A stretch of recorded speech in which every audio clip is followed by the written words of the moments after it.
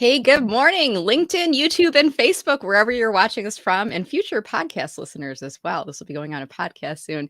Hey, my name is Brenda Meller. My company is Meller Marketing, and I help you get a bigger slice of the LinkedIn pie. And this is a series that I've launched in 2023 specifically to help speakers, authors, coaches, and consultants in different areas of marketing and in their business. And I am delighted because today I have with me Bobbie Carlton. Hey, Bobbie, how are you doing today? Good. How are you? Although you did ask how I'm doing today, so I will say that I've got my first cold in 3 years. Oh boy. So you're getting treated to the special smoking hot voice today. In the pre-show, I was saying it reminded me of that episode of Friends where Phoebe gets a really bad cold and she becomes this sultry singer. And then at the end, when she got rid of the cold, she wanted to get sick again. So we'll push our way through because that's what we do, Bobby, right? All right. Well, I want to welcome our audience. If you are watching live, if you could do a favor, please drop a comment below because this is kind of like when we're in person. I can see you in the audience. When we're live, I only know if you're there if you drop a comment below. So you could just let us know where in the world you're watching from. Or maybe you are a speaker and you can say, I'm a speaker. Or maybe you want to be a speaker. Maybe you could say, I am an aspiring speaker. Let us know or tag someone in your network who is looking to getting into the speaking business because you can see here today's topic is going to be all about getting started with public speaking to drive your business. And I do see the live stream is on my LinkedIn. There's about a 30-second delay, Bobbie, from the time I say drop a comment below. And then it takes people a second or two to think about what to say. And then their comments start to come up on screen. So while we start to see them coming in on the comments, Bobbie, why don't you take a few minutes and tell us a little bit about you and your business for those that haven't connected with you yet? Absolutely. And Innovation Women is actually just one of my businesses. My day job is I run a PR and marketing firm. The night job for many years was Mass Innovation Nights, which was a startup event in Boston. Innovation Women is my dream job. So the dream of getting more women on stage at conferences and events. And I will also say that I engaged in some pandemic retail therapy. You may have bought new curtains. I bought two new companies. So I bought a research service for speakers called My Speaker Leads and a digital magazine for women entrepreneurs called Lioness. Wow, that's a great stuff. And I am just getting to know you, but you can see, let me just drop this in below. StreamYard now allows us to put our name and then we can put like our job title in there. And I am a speaker, but I'm also a fan of Bobbie. I don't know if you can see this on here. I put this on here because we had a really wonderful conversation after an introduction by Diane Darling, who I believe is a part of your speaking community. And I'm so delighted because we got the chance to chat, got to know a little bit more about you. And I said, you got to come on my show because we got to, you have so much energy and passion and enthusiasm for helping women who are looking to moving into speaking and getting paid for speaking too. That's an important part. We're going to be talking about that today. So I see the comments are starting to come in. I see folks from watching from the UK. We've got folks from New Jersey. We've got Jennifer in Detroit, lots of individuals watching us today. So we're going to jump right into the conversation here. And we're talking today about getting started with public speaking to drive your business. So how do we get started, Bobbie? There's probably some people watching that are like, yep, this is a goal for me for 2023. So what's your tips for them? Well, actually, you use the word that I usually start with, goal. What is your goal for public speaking? And different people have different goals for public speaking. Some want to use it to further their careers. Others want it to drive a specific business. Others want to engage in public speaking as the business. They want to become a professional speaker. So there's kind of three different paths, and there are also probably just as many speaker business models as there are different kinds of speakers. So, where I'm getting started with people when I'm talking to them and they're like, I thought about public speaking. I'm like, okay, why have you thought about public speaking and what is your goal? A lot of times I feel like people are pushed into public speaking. Like maybe a boss says to them, hey, if you want to get to the next level, Mm. this is something that you need to get working on. You need to increase your visibility. You need to be seen as a leader and a thought leader and an expert. And public speaking helps you do that. Or maybe you have a business already and you see public speaking as a way to get new customers, as a way to connect with potential partners. Or maybe if you are founding a startup, maybe public speaking and pitching your company is the way that you are looking to get funded. I've actually Mm. talked to some entrepreneurs who have funded like the early days of their companies by engaging in pitch contests and Mhm. making money by pitching their company. So lots of different things, but getting started, talk to me about your goals. That's right. And there's probably some people that kind of stumbled into public speaking. Maybe they were tapped to ask to speak at a company meeting or sit on a panel. And I can't tell you how often I hear, especially women, and they're asked to speak, and this imposter syndrome kind of takes over. Like, I don't know what I'm Mm, going to talk about, and I'm nervous to be up there. And I usually say, well, you were asked to speak, so obviously they see you as a subject matter expert, as a thought leader. But what's your advice to those folks that kind of maybe were accidentally, they feel like accidentally tapped to be a public speaker and they're nervous about that first speaking engagement? We end up talking so much about the nervousness or fear of public speaking Mhm. that I feel like it becomes a self-perpetuating thing.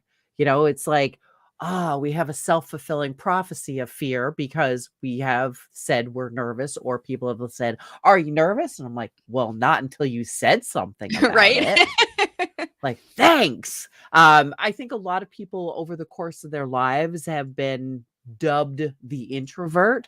Oh, you're shy. You're an introvert. And I want to talk directly to those people. If anyone has ever said to you, you're shy or you're an introvert, come to public speaking. Seriously. Because I feel that introverts are like the unsung heroes Mhm. of public speaking. Introverts, because they haven't had a lifetime of being patted on the back and told, "Oh, you're an extrovert," they prepare, they rehearse, they practice, and when they get on stage, they are stellar. So if you're an introvert, come to me. I believe in you. Oh, can I offer a confession, Bobby, to those that are watching this? I'm an introvert, and I say that, and I was on a call with somebody last week, and I was saying I'm an introvert, and he's like, "No, you're not." And I said, "But I am, and I've always been an introvert. I was the person that I did well in school, but I remember the teacher would always say, 'Does anyone have any questions?' And I knew I would know the answer, but I didn't want to raise my hand because that's a form of public speaking when the teacher calls on you and you have to Mm, like talk to the class. And what happens is everybody looks at you while you're giving the answer. And I would get really nervous about it. But what I realized over time is that introvert is not a character flaw, it's just a quality, right? And for me, I learned to embrace the fact that what recharges me after I'm around people or doing a public speaking event is having quiet and downtime. yeah. And, I love being on stage, that presence. And I've heard some people, and I'm going to give a shout out to Roy Sexton. He was one person who said like he felt like he could really really be successful on stage because you almost take on a little bit of a different persona when you're on stage. Would you agree with that? Absolutely. I too am an introvert. And I will say that kind of Mass Innovation Nights, my second company, really set me on the path of public speaking as one of my skill sets. And, I had had years and decades before of working in public relations.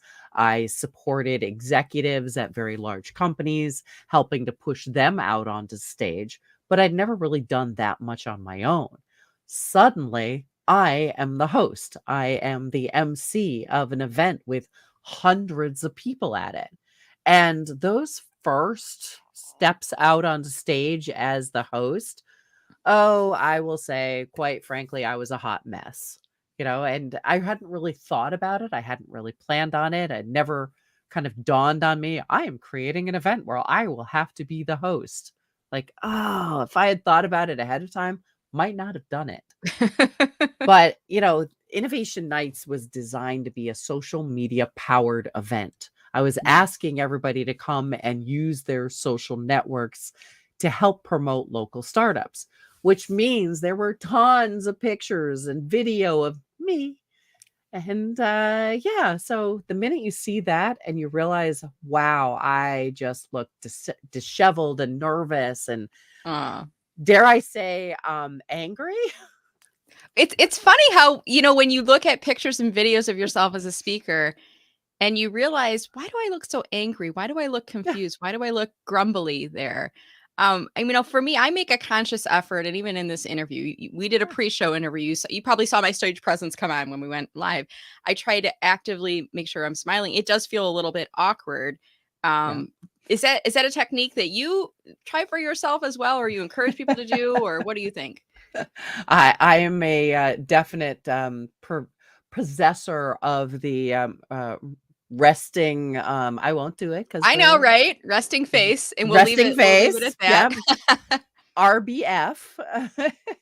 So I have to, and Yeah. one of the things I do today is I put on lipstick.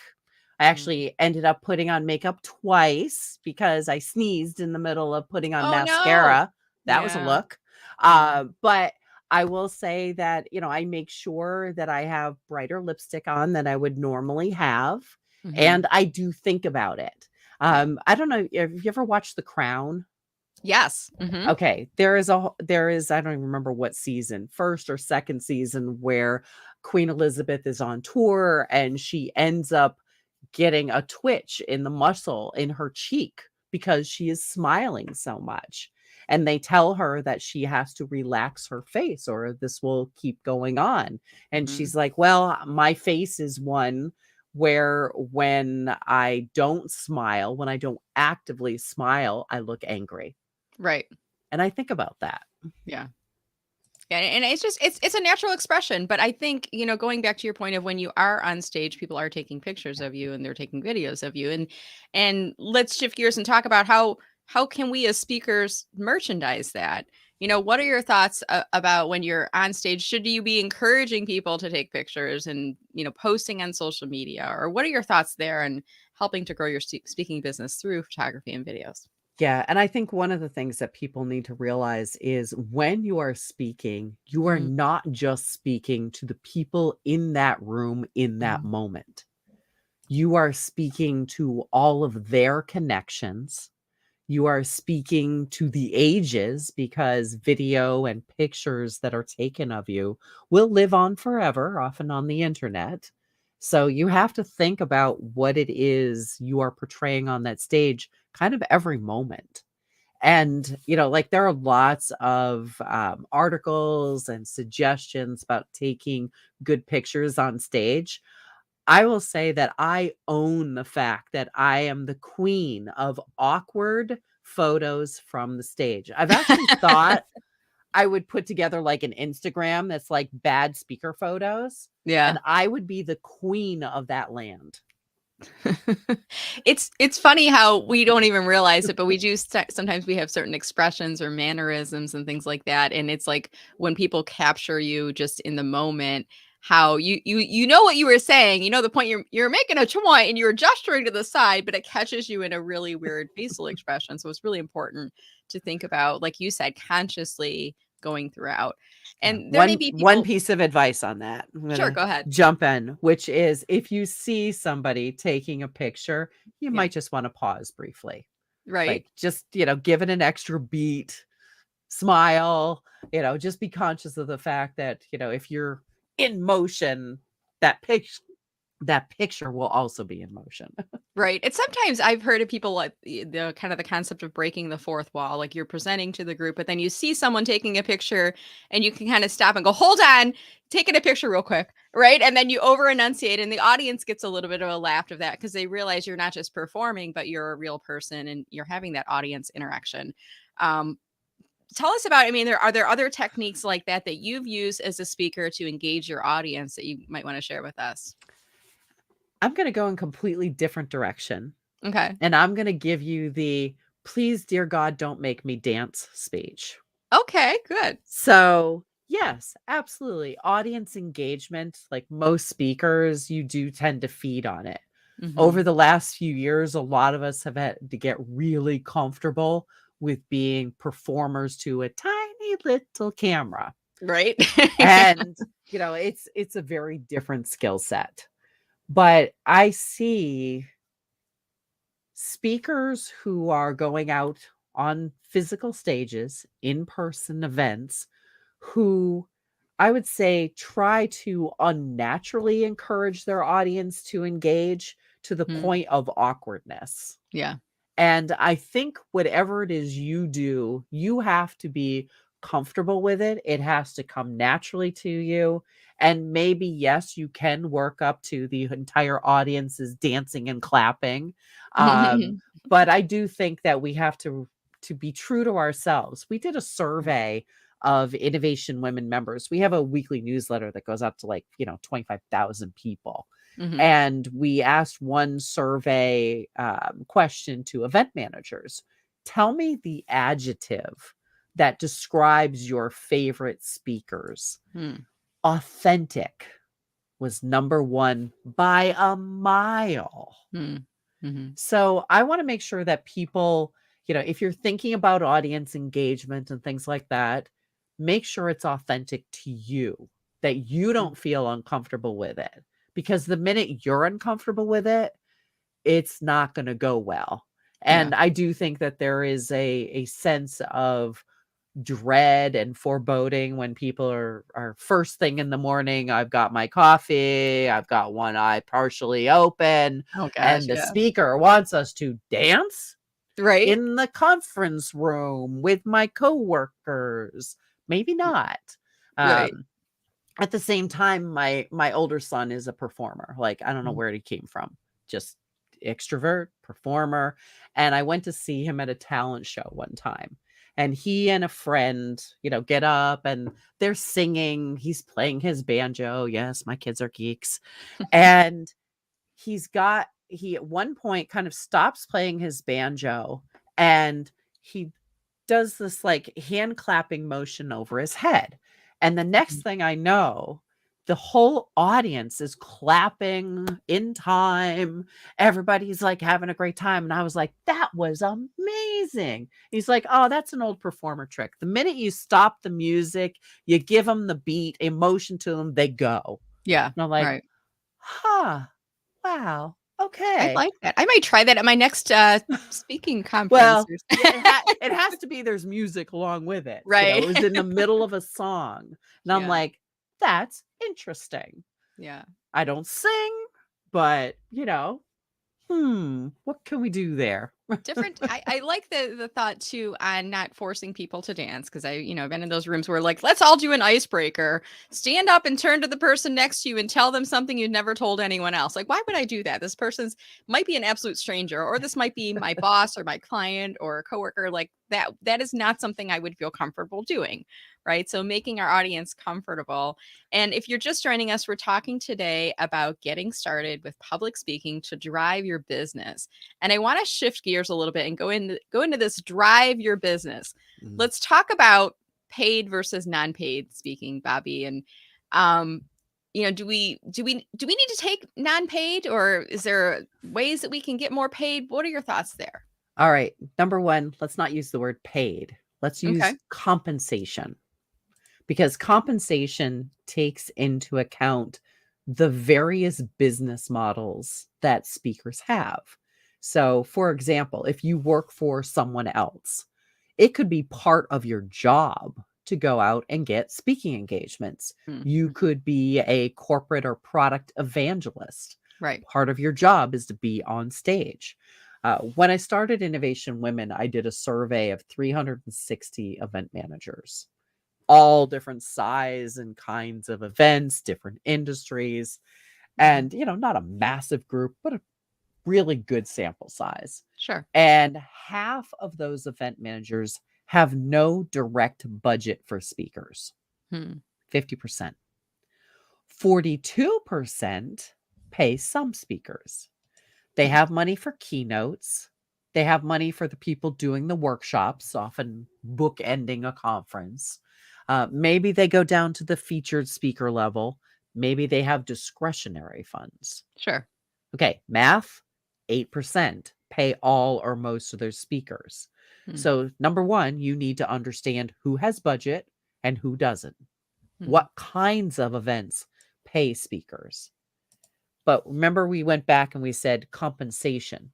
Right. Now, if you are a speaker who has a business of your own, or maybe speaking is your business, you need to figure out how to get compensated. Maybe you're an author, and Mhm. maybe you could get more money by selling the event organizers a copy of your book for every member of the audience I like that. Mhm. than you could, getting a straight check. Mhm. So, like there's one kind of speaker business model. And by the way, I have so many like little nuances in the whole author speaker overlap area. It's a big part of what we talk to Innovation Women members about.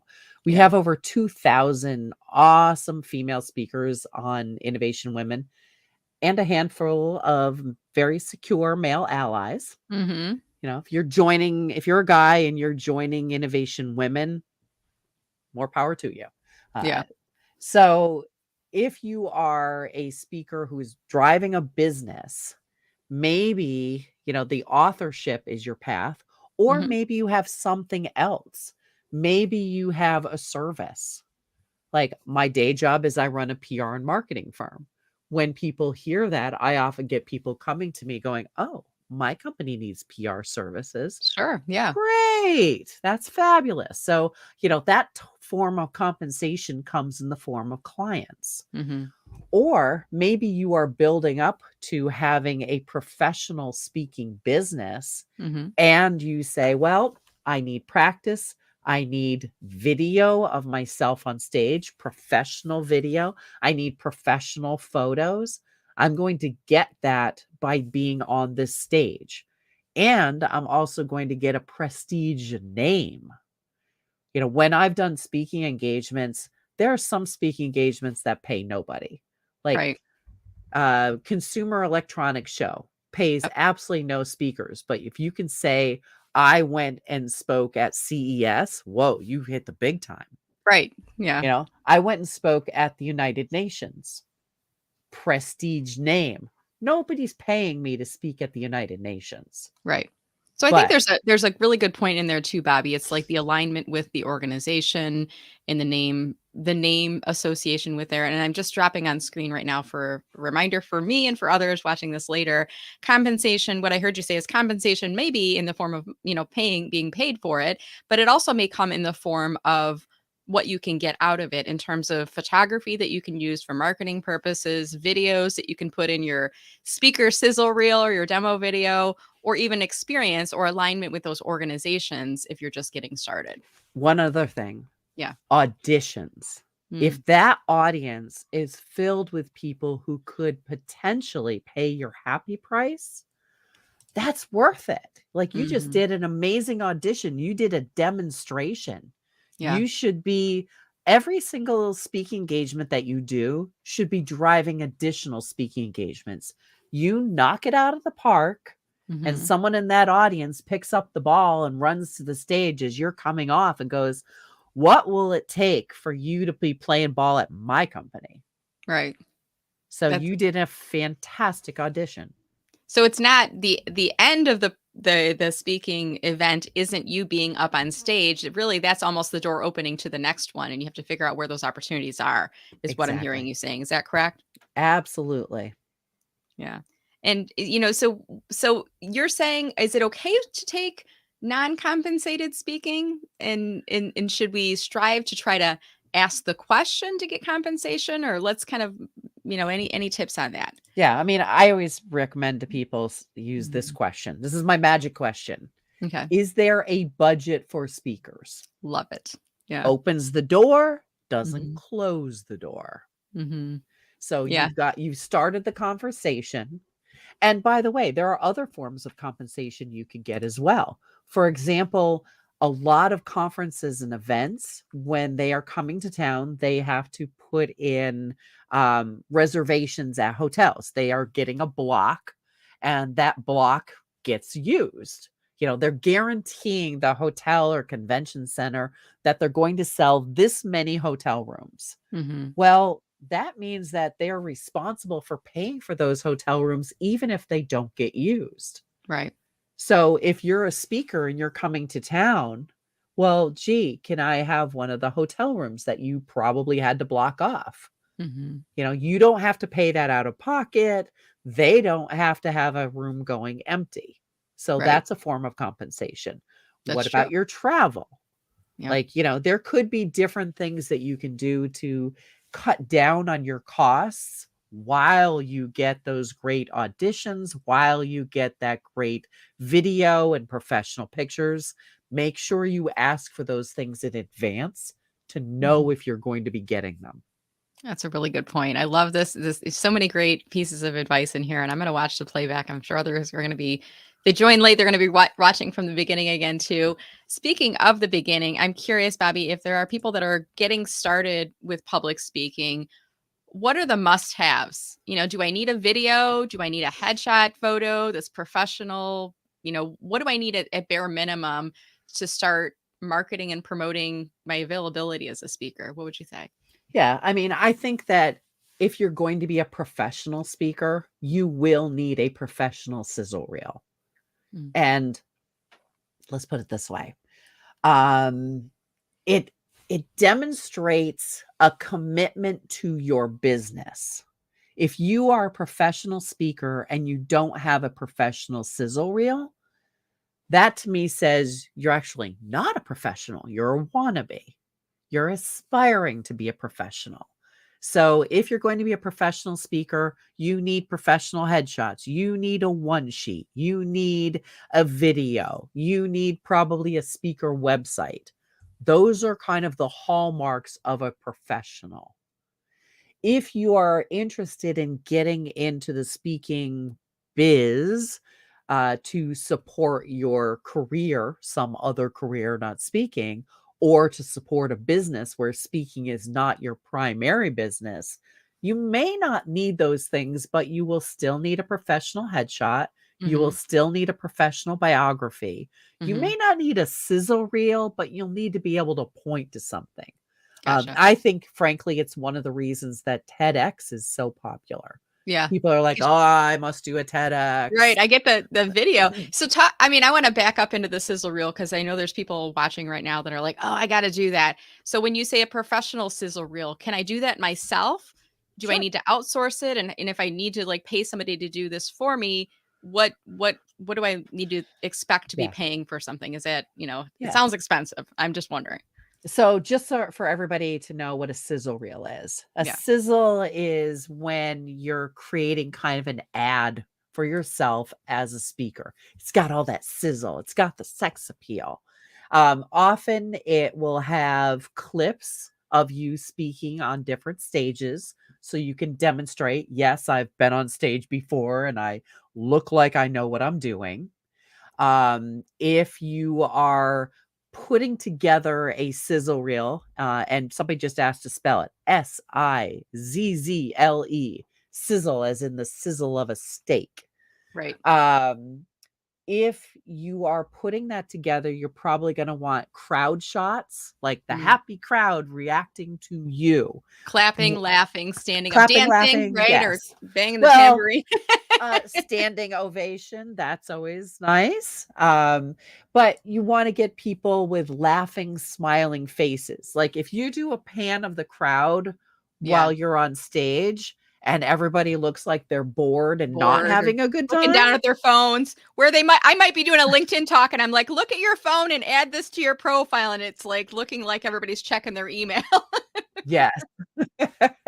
You want an engaged, interested audience. I will also say that I see a lot of videos of speakers without an audience, like, it's Yeah. just the speaker on Just a stage. speaker on stage, No right? one has backed up far enough to show there's a massive audience there. Yeah. Sometimes maybe on purpose. So, if you are a speaker and you are getting video of yourself speaking, make sure that the person who is taking that video understands that you need the audience too, Yeah. That's or a at really least good a point. portion Can of you the can you do audience. this at one event, Bobbie, or does this need to be a compilation of you at multiple events? What do you think there? I think having a compilation is better. Okay. because it shows that you've done this more than once. Mm, mm. If And you're a and professional, you have done it more than once. and related to that, I always tell people for professional headshot, I say, don't go more than 5 years. I do it like every 1 to 2 years because I change my hair length, my coloring, sometimes glasses, things like that. So 1 to 2 years, I look like me today, not me from 10 years ago. But what about a speaker sizzle reel? How often do we need to update that? Is that with the same frequency, or can we merchandise that for 10 years? What do you think? I think it should be updated regularly to show Mm, how you evolve as a speaker. I okay. mean, I've run Innovation Women now since 2015. Hmm. And if I look at how I was as a speaker 8 years ago, I've evolved. I've Yeah. gotten better. Everybody gets better through practice. So I think you absolutely should update your sizzle reel pretty regularly. Okay. And ballpark, what could we expect to pay I for the have person? heard everything from I got a student at the local university to put it Ooh, together to $10,000. okay. Hmm. It's all over the place. A lot depends on you getting good quality footage to Hmm. work Hmm. with. So I think there's probably two costs in there. One is the cost of the input, getting Right. the video itself and the cost it does to get you set up. And the other is the post production, like the editing of the video and finalizing. And then it's length. How long should that be? Is that like a minute or I mean, I wouldn't do anything more than a couple of minutes. okay? Event managers look at these as ads, Mm. right? They don't want to watch a 2-minute ad. Do you want to watch a 2-minute ad? No. You want to get in, get out, go, okay, that person's good. It's Yeah. never the end of the conversation. Right. Somebody doesn't look at your sizzle reel and say, done, I'm going to book you. Right. No, Yeah. they want more information. That's just to get them to walk through the door. It's like a glimpse, and I love how you said it's like the sizzle of a steak. You hear the sizzle of a steak, you wanna taste the steak, that's it's what we're looking it's like the appetizer. We're trying to whet their appetite Yeah. for that. So, I wanna shift gears now, and I feel like there's so much we could talk about, but I wanna shift gears and see if our audience has any questions for you, Bobbie, and I know you've talked a little bit about Innovation Women. While we're waiting for those questions to come in from our audience, I wanna ask, because I heard about Innovation Women from my friend Diane Darling. We were talking about other speaker organizations and speaker bureaus and et cetera. And she's like, you got to talk to Bobbie. And I joined. So can you tell us a little bit about the Innovation Women community while we're waiting for those questions? Absolutely. I mean, first off, Innovation Women is not a traditional speakers bureau. A traditional speakers bureau generally only takes people who get paid to speak. And we're grabbing people from kind of all different strata of the speaking world. Some of the first work that we did with speakers, one of the first panels I put together actually was a panel of millennials talking about how they got their first job, and it was for a college. Hmm. And that type of speaking engagement is a speaking engagement, but a lot of those people were not professional speakers. So we go from the uncompensated visibility opportunities all the way up to the professional speakers. Hmm. I was working recently with somebody who had $70,000 to spend on 2 speakers for their conference. So, very wide gamut. I'm Uh, sorry, just 1 second, because I want to make yeah, sure the audience heard that they had $70,000 to spend on two speakers. Did I hear you yep, say? yep, So yeah, that's not a bad speaking gig if you can get it right. absolutely. Now they were looking for professional speakers, Absolutely. Yeah. people who are building a business, so who are already in business doing Mhm. speaking. And there's a lot of stuff out there. I will say that, speaking of sizzle, that's a sizzle. The reality is there are far more unpaid opportunities that you have to turn into a compensated opportunity. Mhm. So, that pretty wide gamut, that's what you have to deal with. And you have to make sure, you can't come into something like Innovation Women and sit back and say, "Oh, let the bidding begin." Right. It Right. doesn't quite work that way. So there are calls for speakers. We have a database of opportunities. Mhm. Any given day, there's probably between 500 and 700 opportunities on the platform Wow. that people can apply for. Mhm. 185 different industries. On Friday, I was talking to an event manager who had a couple $1,000s to spend, and she was looking for speakers in the housing industry. Mm, mhm. So, like there's all kinds of different things. I originally started this focused on technical and entrepreneurial women. So the Mhm. goal was really focusing on them. And, very quickly other industries and functions within a company found us. Yeah. And, then we got all of a sudden it was like, oh, a yoga teacher. And I was like, Yeah. no, this is not right for what I'm thinking. But the reality is even the most technical, geeky conference will still have something like a career track Sure. where they're looking for speakers to come in and talk about everything from Mm. burnout to how you relax at the end of the day. Yeah. And I've even seen like there's a lot of like technical conferences and trades conferences, and there's a marketing track.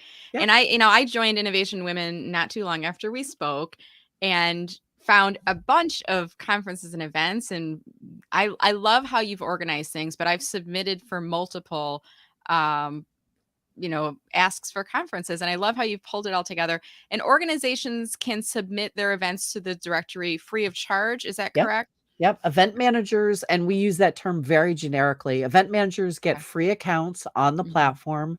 They Okay. can put in their own call for speakers, and speakers can apply, or they can invite speakers. So they can do that, individually directly to the event manager. We don't get in the way. We don't get in the middle. We also, if you are a paid speaker, don't take a portion of your speaker fee, which is something that a traditional speakers bureau would do. Oh, Don't that's get me good to know. wrong.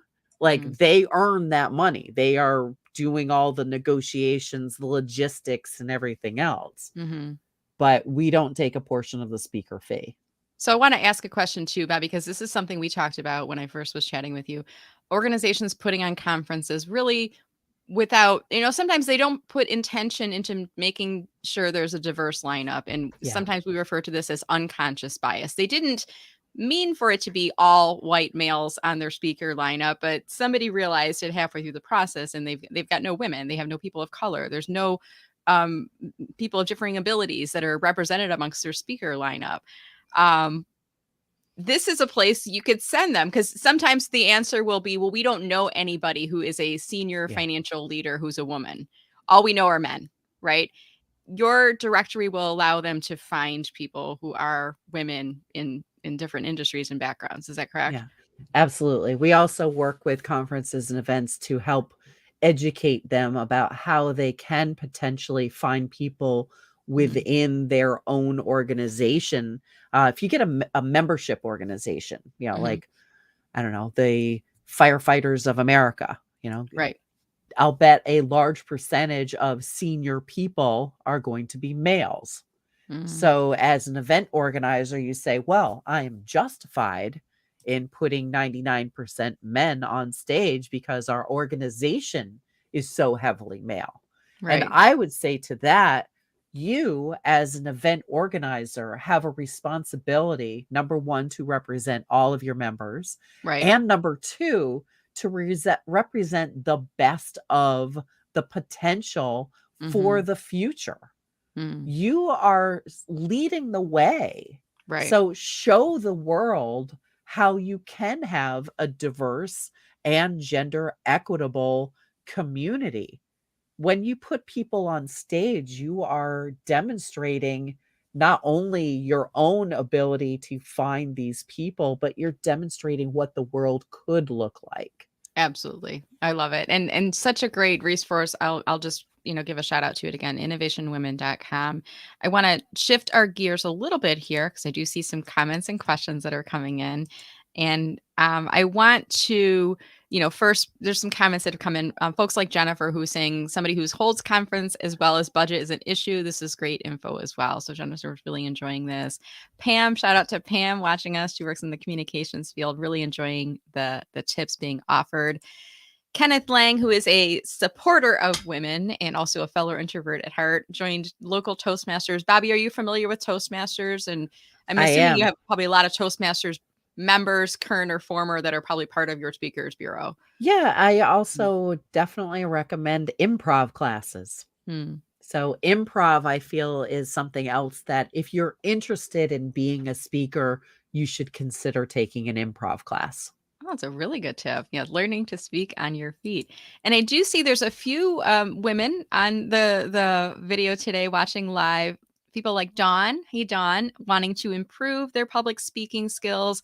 And Virginia is saying, hey, I'm an aspiring speaker. I want to break into this business. So as we start to wrap up our conversation today, Bobbie, any final comments on getting started with public speaking? Like, how do we put ourselves out there for people like Virginia who say, I want to speak professionally? Maybe I want to get compensated for it. How do we get ourselves out there into that path? Again, start with your goals. Why do you want to be a speaker? And I also suggest that, especially for women, especially for introverts, Mm, say yes when someone invites you to speak. I mm, have talked to so many event managers who tell me I ask women in equal numbers to men, mm-hmm, and women turn me down much more often. And I say, okay, what's the reality of that? Because an event manager hears women turn down these opportunities and they go, oh, women don't want to speak. Wrong. They do. They hear that women turn down these offered opportunities more often and they think, well, maybe women are shy or they're introverts or whatever. Like, no, no, no, no, no. There are often real reasons we turn down these opportunities. And they mm-hmm. are everything from women are more likely to work for smaller companies without the potential for backfill. If you're at a conference for 3 days, who's doing your job back at the office? Mm-hmm. Women are more likely to work part time. 3-day conference, well, maybe I'm only working 3 days a week. Sure. Yeah. And women are still more likely to be responsible for kids and home. Mm, It's a hard thing to ask somebody to be your morning keynote if they've got to put little Johnny on the bus at 8 a.m. mm-hmm, So there are real reasons that women turn down speaking opportunities. mm-hmm. Event managers should ask women, not as an afterthought, not at the last minute, give them Right. plenty of time and tell them exactly why it is you're interested in them. Mm-hmm, Like, I am interested in this and you speaking at my event because mm-hmm. you are a leader in our industry, because you have this specific experience, Yeah. because you did this thing. Like, tell them why you want them there. I like that. And I want to go back to the point that you made at the beginning, which was any opportunity that you have to speak, speak, especially if you are getting started. And I'm going to tie this back to this talk today because this right now is being live streamed on LinkedIn, Facebook, and YouTube. And this will be merchandise. This will go into my podcast later. And I am going to ask people that are watching this right now, if you are a speaker, I want you to go into comments and tell people, what do you speak about? If you are an aspiring speaker, I want you to go in comments right now and I want you to announce to the world, I am an aspiring speaker. Like, I want to get into this, because you never know who might be watching this video, who will be looking at the LinkedIn later and who will be clicking on your name to come to your profile. So please use this live stream as an opportunity to get your thoughts out to the world. And on that note, since we're talking about LinkedIn, Bobbie, I'm going to pull up your LinkedIn profile up on screen right now. Are you open to connecting with people on LinkedIn? What are your thoughts there? Absolutely. Good. And what I usually tell people, Bobbie, is to make sure that when you invite folks to connect, to personalize the invitation. And I see your profile, you have creator mode set up on it. And I know that you do because you have the talks about hashtags at the top. So if you're watching this video and you're wanting to connect with Bobbie, if you go to her profile, you're going to see the default button will say follow. Go under the more button instead, and there'll be an option. It'll either say personalize invite or connect. Click on that and mention that you watched Bobbie on the live video with Brenda Meller. Drop my name in there. And if there's something particularly helpful that you learned, drop that in there as well. And Bobbie, if there's individuals who are interested in working with you, can you remind us about what are the programs and services that you offer? Absolutely. So, Innovation Women, We have a membership organization, so speakers pay $120 a year to become a member. Mm-hmm. That gets them access to having a profile on Innovation Women. It gets them access to our database where we add anywhere between 50 and 100 new opportunities every week. That's And it great. also gets them access to the green room. And if you're unfamiliar with the term green room, the green room is where speakers hang out before they go on stage. It's an old theater term, and we adopted it for the area on our website where we have educational information. And if you are around any Friday morning between, say, 8:45 and 10 o'clock Eastern, Mm-hmm. drop in for Speaker Friend Friday. We do it Okay, check that every out. week. Yeah. Every single week, Speaker Friend Friday on Zoom. And it's like 60, 70, 80 speakers Mm-hmm. and some event managers who are hanging out and talking about speaking. We do introductions, we have a discussion, and we have breakout rooms. You said this is And 9:45 a.m. Eastern on Fridays? 8:45 Okay, to 10 8:45. o'clock Mm-hmm. Eastern. Okay. And if you sign up for the Innovation Women newsletter, you'll get the link. Okay. You don't have to be a member to join. But we have people that come back every week because they get so much value out of talking about speaking. And, That's great. I know I dropped a few hints and stuff here today. I Mm-hmm. usually say speakers need speaker friends. You Mm-hmm. need near peers who are doing the thing with you or Yeah. maybe a little bit ahead of you Mm-hmm. to share information and learn the tricks of the trade and be able to bounce your ideas off somebody else. And Mm. Speaker Friend Fridays do that for dozens of women and men. We have guys there too, but it is a great way to just get connected and to learn so much about the speaking business. Awesome. Well, I am looking forward to it. I just was on your call yesterday. I kind of joined a few minutes late because I had a client call and I had to drop off because I had another client call. And I'm really starting to learn more about the Innovation Women community. I love it. I love what you've put together, and I love that there's so many ways for folks to submit events and learn through the directory and even build a speaker bio page. It's a really powerful tool. So, Bobbie, I just want to say thank you so much. I know that you're a little under the weather with your cold, but I so appreciate you being available to us today. It was a delight chatting with you. Same here. Thanks for having me. All right. So if you are watching this late, I want to remind you, you can go back and watch the playback from the beginning. If you did enjoy this discussion, could you do us a favor?